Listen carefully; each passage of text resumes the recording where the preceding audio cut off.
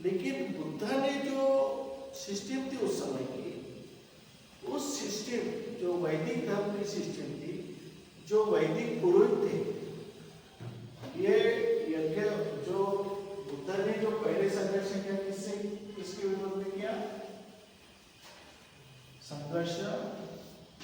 जो यज्ञ करने वाले हैं, पूजा कर्मकांड, दूसरा पूजा कर्मकांड नहीं था, एक ही यथा कर्मकांड घर में भी करते थे और जो राजा भी बड़े बड़े यज्ञ करते थे और घर में भी छोटे छोटे यज्ञ होते थे। तो उस समय जो सैक्रिफाइस जिसको बोलते कर्मकांड, तो सैक्रिफाइस सबसे बड़ा था, यज्ञ था। और यज्ञ में जो गाथाएं बोलने वाले थे, जैसे अपन गाथा बोलते तो उस समय मंत्रोच्चार थे। मंत्र बोलने वाले कौन थे? पुरोहित थे। देखो बुद्ध का संघर्ष किसके विरुद्ध में था? और ये पुरोहित थे, ये यज्ञ में मंत्र कहते थे। और मंत्र इसलिए कहते थे कि यज्ञ के द्वारा हम मंत्र बोलने से, सिर्फ यज्ञ करने से भी नहीं, अभी जो सिस्टम चल रही है, अभी जैसे तुम कोई भी मंदिर में चले जाओ तो वो पुजारी क्या बोलता, तुम डायरेक्ट पूजा करोगे तुमको फल नहीं मिलेगा, लेकिन जब हमको पैसे देंगे, आपको कैसे पूजा करना है, बड़ी पूजा करना है तो फिर 5000 लगेंगे, छोटी पूजा करना है तो 1000 लगेंगे। तो पूजा के अनुसार, मंत्र के अनुसार उनका फीस रहती है। तो वो उसके अनुसार जैसे पैसे मिलते हैं उसके अनुसार वो मंत्रोच्चार करते हैं। और मंत्रोच्चार करने से क्या होता है कि जो सैक्रिफाइस है, जो कर्मकांड है, वो सक्सेस होता है। सक्सेस होता है यानी जो भी मूर्ति रहती, जो भी है, ये प्रसन्न होती है और तुम्हारी समस्या दूर हो जाती है। तो ये जो बुद्ध के समय जो वैदिक परंपराएं थी, उसके विरोध में बुद्ध ने जो काम किया, बुद्ध ने पहला संघर्ष किया। बुद्ध को क्या बोलते लोग? अहिंसावादी। बुद्ध को इतना, जो बाकी लोगों ने बुद्ध को ऐसा बना के रखा कि अभी तो बुद्ध पूरा मूर्ति में समा गए, अभी तो ओपन है ही नहीं, अभी उसको पूरा बांध दिए मूर्ति में। अभी बुद्ध का आपको काम मिलेगा तो मूर्ति में मिलेगा, बुद्ध काम मिलेगा तस्वीर में मिलेगा, बुद्ध काम मिलेगा बिहार में। बुद्ध इंसान में नहीं मिलता, इंसान जो मेन था, सुख दुख जो भी प्रतिक्रिया निर्माण होती है इंसान में होती है। इंसान में बुद्ध है, इंसान में दम है। उस इंसान को छोड़िए, जो सारा चीज है हमारे। आज भूख लगी, तुम 10 दिन बिहार के सामने बैठो, 10 दिन मंत्र बोलो, गाथा बोलो, भोजन आने वाला, कोई देने वाला। जब इंसान, कोई ना कोई इंसान मिलेगा, चाहे कोई ना कोई मिलेगा। जब इंसान खाना पकाएगा, रोटी पकाएगा, चावल पकाएगा, वो आपको ला के देगा, तभी आपको भोजन मिलेगा। बिना इंसान से भोजन नहीं मिलने वाला। आखिर आपके काम में कौन आया? इंसान ही आए कि नहीं? मूर्ति आई, भगवान आए, ईश्वर आए। लेकिन जो वैदिक परंपरा उस समय थी, उस समय बुद्ध ने, जैसे ज्योतिबा फुले ने सत्यनारायण की पूजा के विरुद्ध में बहुत बड़ा यानी संघर्ष किया, हनुमान के विरोध में संघर्ष किया ज्योतिबा फुले, देवी देवताओं के विरोध में जितना संघर्ष किया, बाबा सबसे भी ज्यादा संघर्ष ज्योतिबा फुले ने किया। उनकी किताबें आप पढ़ेंगे, करीब 400 गुलामगिरी है ना, वो इतना खतरनाक किताब है कि हनुमान को तो जितना ज्योतिबा फुले ने ये क्या गलत शब्द डाला, वैसा बाबा साहब ने भी नहीं बोला, इतना गलत। तो ये जो सिस्टम है, इस सिस्टम को हम जब तक नहीं समझते, ये हमारा ज्ञान है कि हम इंसान को छोड़ रहे हैं। जो इंसान हमें रात दिन काम करता है, जो इंसान हमें मदद करता है, जो इंसान हमें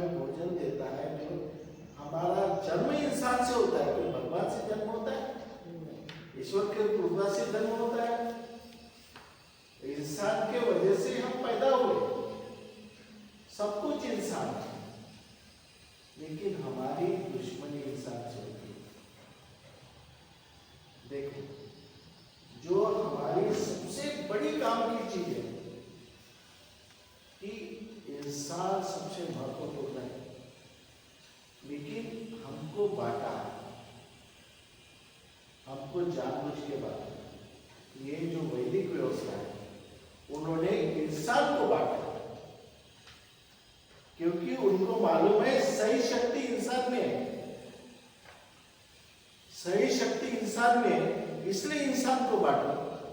उन्होंने वर्ण व्यवस्था लागू किया, ये ब्राह्मण है, ये क्षत्रिय है, ये वैश्य है, ये शूद्र है, ये इंसान को बांटा, क्योंकि सही शक्ति, जो सही में एनर्जी है, वो इंसान में है, बाहर शक्ति नहीं है।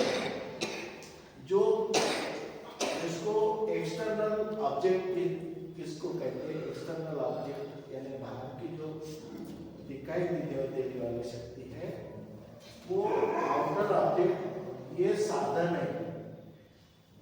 जैसे हम कुर्सी पर बैठते हैं, कुर्सी हमें सुख और दुख नहीं देती, लेकिन हमारा एक साधन है कि यहाँ पे बैठने से थोड़ा आराम मिलता है।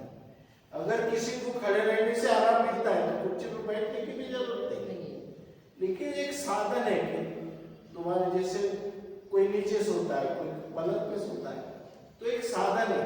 लेकिन सोना और सोने के बाद में सुख आना, सुख प्राप्त होना, नींद आना, ये इंसान के दिल पे, चाहे वो बेड पे सोए, चाहे नीचे पे सोए, सपने पे सोए। उधर तो ऐसे पत्थर पे सोते थे। ये बाह्य साधन सुख के साधन नहीं, it is not the instrument of your happiness. ये हैप्पीनेस के इंस्ट्रूमेंट नहीं है, it is the remedy of suffering, it is the remedy of sorrow. दुख निवारण के साधन है, सुख के साधन नहीं है। जितने भी हमारे पास है अच्छे कपड़े, अब तुम सफेद साड़ी पहनो तो भी अच्छे दिखते हैं, तो लोग 2,000 5,000 की साड़ी पहनते हैं। तो अच्छे दिखने के लिए उससे कुछ फायदा भी नहीं, नुकसान भी नहीं। तो कितनी भी महंगी साड़ी पहन लो, उसके कुछ फायदा नहीं। अपने शरीर ढकने के लिए कपड़ा भी मिल गया तो भी वो, क्योंकि जो कपड़ा, जिस कपड़े के लिए तुम झगड़ा कर रहे हो, घर से, घर वालों से, पति से, जो पत्नी झगड़ा करती है कि मुझे इतने रुपए की साड़ी चाहिए, जिससे झगड़ा होता है, वो सुख का साधन नहीं, दुख का साधन नहीं है। एक अपने कपड़ा एक शरीर को ढांकने के लिए एक दुख निवारण का एक साधन है। It is the remedy of pain. जो हम ऐसे खुले बदन से नहीं रह सकते, इसलिए हमें कपड़े की तो कैसा भी कपड़ा हो, शरीर ढकने से हमारी needs of society, need of person, ये पूरी हो सकती है। तो इसलिए इस इंसान को इतना गुलाम बनाए, मानसिक गुलाम, ये इतना डेंजरस फीलिंग है मानसिक गुलामी। इंसान को इतना गुलाम बनाए, इंसान सबसे शक्तिमान है, लेकिन इंसान को इतना गुलाम। अभी जैसे आप लोग हैं, आप लोग आते भोजन देते, आप लोग पैसा देते, भिक्षु को कौन नहीं दे रहा है? इंसान ही तो दे रहा है। कोई भगवान दे रहा है क्या भिक्षु को पैसा? बड़े बड़े विहार बन रहे, कौन बना रहा है? इंसान ही बना रहा है। कोई खुद का परमेश्वर, कोई भी परमेश्वर अपना मंदिर बनाता है? आज तक बनाया है? लेकिन वो जैसे मंदिर बनता है, मंदिर में जैसे ईश्वर की मूर्ति लगती है और जैसा पुरोहित वहां बैठता है, इंसान ने ही मंदिर बनाया, इंसान ने मूर्ति लाया, इंसान ने मूर्ति स्थापन किया, इंसान ने पूरा साफ सफाई किया और इंसान ने पुरोहित को लाया। जैसा पुरोहित बैठा वहां पे, वैसा मंत्र बोलना शुरू किया। तो इंसान जो मूर्ति बनाने वाला, जो विहार बनाने वाला, जो मंदिर बना, उसके पैर पड़ता है पूरे दिन, क्योंकि वो सिर्फ मंत्र बोलता है, मंत्र बोलता है। उसकी कौन सी इज्जत है? तुम अभी आओ, तुम मेरे पैर पड़ो, दूसरी इज्जत तुम्हारी कुछ भी नहीं। मैं कुर्सी पे बैठा तो तुम नीचे बैठो। अरे तुम सब कुछ होने के बाद में भी तुम्हारी इज्जत कितनी है? क्या इज्जत है इंसान की? और मेरी इज्जत इसलिए बढ़ी कि मैंने सिर्फ जीवन लिया, मुझे सिर्फ गाता दिया, इसलिए मेरी इज्जत बढ़ी। मैं तुमसे महान हो गया। कैसे महान हो गया? कैसे बड़ा हो गया? अगर तुम नहीं देते तो मैं यहां नहीं रहता। इंसान ये बिल्डिंग नहीं बनाता तो मैं यहाँ पे नहीं रहता। तुम अगर भोजन की व्यवस्था नहीं, कोई चावल ला के देगा, कोई तेल ला के देगा, तो खाना खा सकता। अगर तुमने चावल ला के नहीं दिया, तेल ला के नहीं दिया, तो सब्जी ला के नहीं दी, तो हम कहाँ गए थे? इंसान कहाँ रहता था?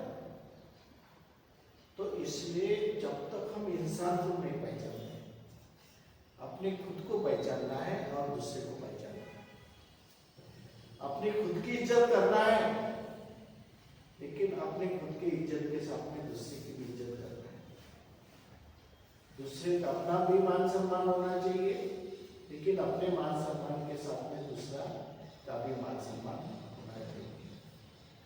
ये हमारी बहुत बड़ी गलती है, बहुत बड़ी गलती। इतनी बड़ी गलती है कि जो षड्यंत्र जो रचाया गया इंसान में बांटने का, इंसान में जाति निर्माण करने का, इंसान में वर्ण व्यवस्था निर्माण करने का, जाति के अंदर और जाति निर्माण करने का जो बहुत बड़ा षड्यंत्र है, इसलिए ये षड्यंत्र रचा गया वैदिक संस्कृति में कि इंसान झुके, इंसान को गुलाम बनाया जाए,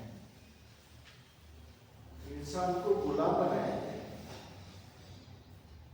तुम गुलाम बनो, हम तुम्हारे ऊपर वर्चस्व करेंगे। अभी देश में ऐसा वातावरण हो रहा है, देश में पंतप्रधान, इस देश का प्रमुख, वो एक पुरुष के सामने झुकता है, नमन करता है, दंडवत करता है। जिन कितने कितने 130 करोड़ लोग, 140 करोड़ जनता का नेतृत्व करने वाला इंसान, चाहे मुस्लिम हो, चाहे क्रिश्चियन हो, चाहे बौद्ध, सबका नेतृत्व करने वाला इंसान एक पुजारी के पैर छूता है।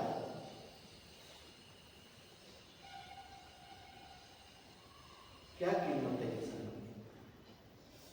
ये वातावरण निर्माण किया जा रहा है और इसके विरोध में बुद्ध ने संघर्ष किया था। इसलिए जो अनेक पंथ जो निर्माण हुए, माया पंथ, तंत्र, मंत्र, ये इसलिए निर्माण हुए कि बुद्ध को ईश्वर बना दो। जिस बुद्ध ने संघर्ष किया था इंसान के लिए, इंसान को मजबूत बनाने के लिए, इंसान को मानसिक गुलामगिरी से दूर करने के लिए, इंसान को जोड़ने के लिए, आज राजा से बढ़कर जनशक्ति थी, इसलिए राजे से मिला। नहीं तो राजा तो पुरोहित के हाथ में था।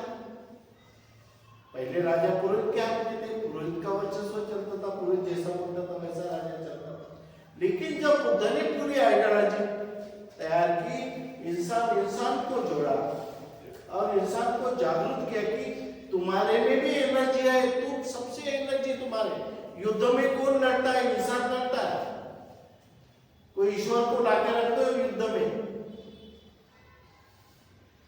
ईश्वर खुद की जान नहीं बचाता, खुद को नहीं बचाता। कोई भी उसको सोने की मूर्ति लाके रख दो, कोई भी उठा के लेके जाएगा। सोने की आंख मूर्ति को बना दो, कोई भी आंखें निकाल के लेके जाएगा। टोप बना दो मूर्ति का, कोई भी आके लेके जाएगा। क्यों सुरक्षा रखना पड़ता? क्योंकि इंसान वो मूर्ति खुद की सुरक्षा नहीं कर सकता।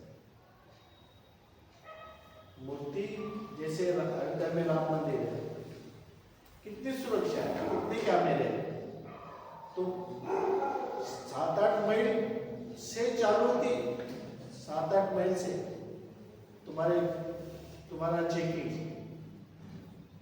ऐसा नहीं सिर्फ मंदिर में नहीं, मंदिर के जो आजू बाजू में जो इतना एरिया है वहां से चेकिंग शुरू होती। हर जगह कैमरे लगे हुए हैं उनकी जरूरत। तो इसलिए जो मानसिक गुलामी है वो मानसिक गुलामी हमारे अज्ञान की वजह से। तो अभी जो मैंने वो टीवी पे भी दिया है, मैंने टीवी पे बोल दिया, अभी जो सिस्टम चल रहा है, अभी सिस्टम चल रही है, यहाँ पे बुद्ध है, बुद्ध को विष्णु का अवतार बनाना है। और भारत में प्लस कौन है? बाबा साहब अम्बेडकर।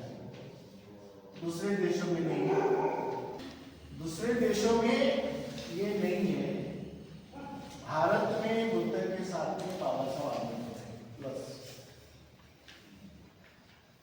अब गुस्सा इनको ये है कि हम बुद्ध को विष्णु का अवतार पहले जैसे बनाए वैसे अभी भी बना सकते हैं। पहले विष्णु का अवतार बना करके बुद्ध को ईश्वर परमेश्वर बना करके कर्मकांडों में फंसा करके पूजा अर्चा में फंसा करके ब्राह्मण पंडित बने और ब्राह्मण भिक्षु बने। कल्चर के यहाँ भी ब्राह्मण भिक्षु बन सकते हैं, उनको कौन रोकने वाला है? ब्राह्मण बुद्ध भी यार अभी देखो जितने भी लॉन है, बड़े बड़े होटल है, वहां पे सब होटल में बड़े बड़े लॉन में बुद्ध की मूर्ति है, बुद्ध की फोटो है। हॉस्पिटल में क्यों लगाया? आप पूछो बुद्ध की मूर्ति क्यों लगाया? विष्णु का अवतार है। शुरू हो गया प्रचार। मैं 2-3 जगह गया, बहुत बड़ा होटल जो उधर है, बहुत बड़ा होटल, फॉरेन के शादी 4-5 लड़की है, वहाँ पे फॉरेन की शादी थी, मुझे बुलाया थे। वो अपनी लड़की थी इंडिया की, अपने कास्ट की, और लड़का था फॉरेन का। तो वो बोले आप आओगे शादी के लिए, शादी लगा दिया है बुद्ध की मूर्ति। और फिर वो एक खेत है बाजू में, उसकी जगह है मालक की, वो वहाँ भी बुद्ध की मूर्ति। तो वो बुद्ध का पूरा बुद्ध का दिख रहा था। मैं बोला इतना अमीर आदमी इतना बुद्ध धर्म में कैसा आया? बोला चक्रा गया कि इतने पैसे बुद्ध के पास में आए कहाँ से? इतना बड़ा होटल और ये हो गया। तो मैंने पूछा तो ये बुद्ध की मूर्ति? हाँ बोले ये विष्णु का अवतार है। ये जो धोखा है, क्योंकि इसके पहले भी हमें इस तरह से धोखा दिया गया, बुद्ध धर्म का पतन किया गया और हमको अछूत बना दिया। इतनी बड़ी सजा दी, अछूत बनाया। कल जाके 20 साल के बाद में अगर आप देखेंगे तो अपने समाज की स्थिति क्या रहेगी ये बोल नहीं सकते तुम। अभी तुमको नौकरी मिलेगी, हमारे बच्चों को नौकरी मिलेगी, फिर आगे चल के हमारे बच्चे के बच्चों को भी नौकरी मिलेगी। उसके बाद में क्या है? उसके बाद में हमारी क्या अवस्था होगी? हमारा वाली कौन होगा? इसलिए ये जो है उनकी कोशिश है कि जब से बुद्ध के साथ में बाबा साहब जुड़े, उसके पहले उनको बुद्ध से कोई खतरा नहीं था। आज भी खतरा नहीं है बुद्ध से। चाहे श्रीलंका का बुद्ध लाओ, थाईलैंड का बुद्ध लाओ, कहीं का भी बुद्ध लाओ, कहीं की भी गाथा लाओ, कितना भी ब्राह्मणवाद को कोई भी खतरा नहीं है। क्योंकि वहां पे जाति व्यवस्था नहीं है, वर्ण व्यवस्था नहीं है, इंसान को बांटने का काम नहीं है, वहां पे इंसान को गुलाम बनाने का काम नहीं है। वहां पे जैसे बाबा साहब जुड़े बुद्ध से, उनको 35 को बाबा साहब ने घोषणा की, तब उनको लग रहा था कि बाबा साहब ने देखा कि मैं कौन से धर्म में जाऊं। सिख धर्म को भी देखा उन्होंने, मुस्लिम धर्म को भी जांचा, क्रिश्चियन धर्म, सब धर्म को जांचा। फिर आखिर उनको लगा कि मुझे समता चाहिए। सबसे बड़ा इंसान में मुझे समता चाहिए। मुझे कर्मकांड पूजा अर्चा मूर्ति नहीं चाहिए, मुझे समता चाहिए। एक इंसान इंसान का एक इंसान से एक समानता भाव, समचित्तता, जो मन में समचित्तता है वो समता भाव चाहिए, वो कहाँ मिलेगा? तो उन्होंने बाबा साहब ने सोचा तो ये तो सिर्फ बुद्ध में मिलेगा, क्योंकि बुद्ध ने उस समय समता संघर्ष किया था। शुरू में समता के लिए संघर्ष किया था, सब इंसान को जोड़ा, जो चांडाल थे मशाल भूमि पे रहते थे उनको भी जोड़ा, जो कुष्ठ रोगी थे उनको भी जोड़ा, महिलाओं को भी जोड़ा। समता तो बुद्ध ने उस समय शुरुआत की थी। जैसे बाबा साहब बुद्ध से जुड़े तब से ये जो बुद्ध के साथ में इंडिया में क्या जुड़ा, जब से बाबा साहब बुद्ध के साथ में जुड़े, बुद्ध के साथ में कर्मकांड नहीं जुड़ा, मूर्तियां नहीं जुड़ी। बाबा साहब ने भी किसी मूर्ति को अपने पास नहीं रखा, मूर्ति नहीं जुड़ी। बाबा साहब जैसे बुद्ध से जुड़े वैसा न्याय, समता, स्वातंत्र, बंधुभाव ये जुड़ा। हर एक इंसान को न्याय मिलना चाहिए, हर एक इंसान में भाईचारा होना चाहिए, हर एक इंसान मैत्री से रहे, हर एक इंसान को वैचारिक अभिव्यक्ति चाहिए, विचार प्रदर्शित करने का अधिकार चाहिए। ये सब बातें बाबा साहब की वजह से भारत में बुद्ध के साथ में जुड़ी। नहीं तो पहले यहाँ तो जैसे आप अरुणाचल प्रदेश जाइए, नागालैंड जाइए, सिक्किम जाइए, हिमाचल प्रदेश जाइए, वहां पे जैसे वंचिस्तर जहाँ पे पहले बुद्धिस्ट था, बुद्ध धर्म था, वहां पे बाबा साहब को कोई पहचानते नहीं, बाबा साहब का नाम तक नहीं मालूम। और जब मैं कलकत्ता गया था 2010 में, शायद मैं कलकत्ता गया 3-4 बार गया मैंने, और वहां भी शिविर लिया था उस समय। तो बरुआ लोग हैं जो महाबोधि सोसाइटी चलाते हैं, जो बाबा साहब के समय में चलाते थे, उसकी स्थापना अनागारिक धम्मपाल ने की थी। उसके बाद में धम्मपाल जाने के बाद में पूरा ब्राह्मणों ने उसके ऊपर कब्जा कर लिया, और आज भी बरुआ लोगों के कब्जे में है। मेरे को जब मैं गया तो एक डीएसपी था, रिटायर्ड डीएसपी, उसने पूछा आप कहाँ से आए? मैं बोला नागपुर से। फिर बहुत अच्छा लगा, नागपुर से आए तो बोले मन यहाँ पे बुद्ध विहार है बोले, वो बरुआ लोगों के बुद्ध विहार है। वो क्या होता है बरुआ लोगों के बुद्ध विहार? तो बुद्ध विहार नहीं बोले, बरुआ लोगों के जो बुद्ध विहार है वहां पे अछूत लोगों को आने नहीं देते बोले। ये सिस्टम, अछूत लोगों को आने नहीं देते बोले। जैसे एक बार यहाँ पे झगड़ा हुआ था, चंदन बहुत पहले की बात है, वहां पे उधर के भिक्षु आए थे। शुरू में पहली घटना है, उधर के भिक्षु आए थे, वो वर्षास कर रहे थे, उसने बाबा साहब का नाम ही नहीं लिया था, लोग चिढ़ गए थे। फिर मैं गया था, मुझे बुलाए थे, बोले ये बाबा साहब का नाम नहीं लेता, इसको निकाल देते बोले बिहार में। तो फिर मैं उसको समझाया कि देखो, बोला बाबा साहब के वजह से भारत में बुद्ध धर्म है। इस देश का संविधान बाबा साहब ने लिखा, इस देश का जो हर इंसान जो चलता है, बोलता है, खाना खाता है, जो भी क्रिया करता है, वो बाबा साहब के कानून से चलता है।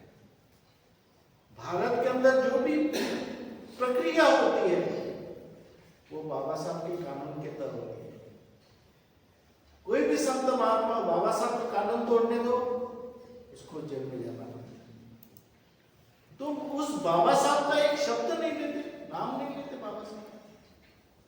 भारत में आने के बाद में तुम अपने देश में मत लो, श्रीलंका में मत लो, थाईलैंड में मत लो, जापान में मत लो, चाइना में मत लो, लेकिन तुम भारत में आए हो भारत में बाबा साहब का कानून चल रहा है, तुमको जो परमिशन मिली वो बाबा साहब के कानून की वजह से मिली। आज मुस्लिम बार बार नमाज पढ़ता है तो बाबा साहब के कानून की वजह से पढ़ता है, नहीं तो उसको नमाज पढ़ने की भी अधिकार नहीं था, लेकिन बाबा साहब का नाम नहीं लेता। लेते जाओ, क्या होता है, क्या फर्क पड़ता है? नहीं बोले हमको हमारे गुरु ने सिखाया नहीं, बोले बाबा साहब के बारे में